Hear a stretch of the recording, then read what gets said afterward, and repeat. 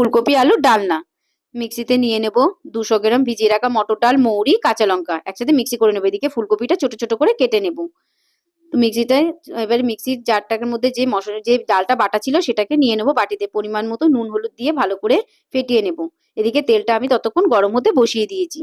এবার তেলটা গরম হয়ে গিয়েছে, আমি এক এক করে ছোট ছোট করে চামচে কেটে বড় আকারে ভেজে নেব। তো খুব ফ্লেমটা আমি খুব হাইতে দিইনি, একদম লোতে রেখেছি। রেখে এপিট ওপিট করে লাল লাল করে ভেজে নেবো। এদিকে শিলবাটাতে জিরে, আদা, লঙ্কা, টমেটো একসাথে ভালো করে বেটে নেব। এদিকে বড়াগুলি ভালো করে ভাজা হয়ে গেছে, তুলে নেব। এবার ওই তেলে জিরে ফোড়ন দেবো, দিয়ে দেবো বাটনা, দিয়ে ভালো করে কষিয়ে নেব।